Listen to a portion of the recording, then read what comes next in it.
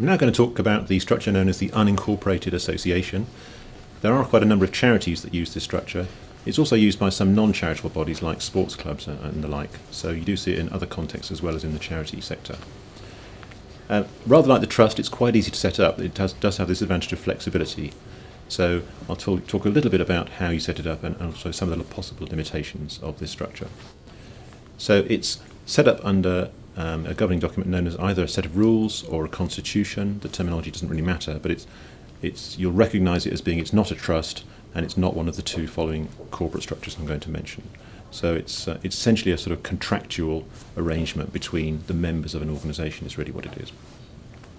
So in the charitable context, a charitable unincorporated association has trustees, and they may not be named as trustees on your governing document. They may be called the management committee or the council of management. The terminology doesn't really matter, but legally they're regarded as trustees. And if you look at any of the Charity Commission guidance, they always use the term trustees to refer to the governing body of any charity. So the unincorporated association has trustees.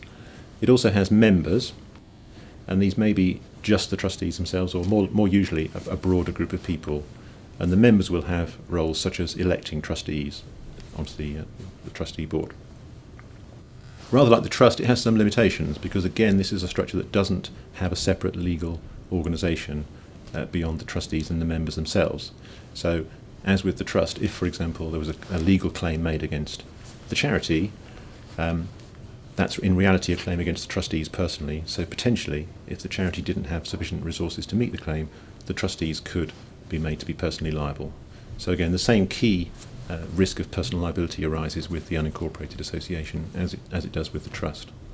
And similarly, the sort of administrative issues that we saw with the trust, for example, if the association has a lease of property, for example, and there needs to be a change of trustees on the lease, again, you may need landlord's consent, and there's a degree of cost and administration associated with that. Another issue to think about with associations is that the personal liability that may affect trustees may also affect the members themselves. Trusts don't have members, but associations do, and potentially if there ever was a scenario where the trustees were potentially personally liable, that liability may also extend to the members.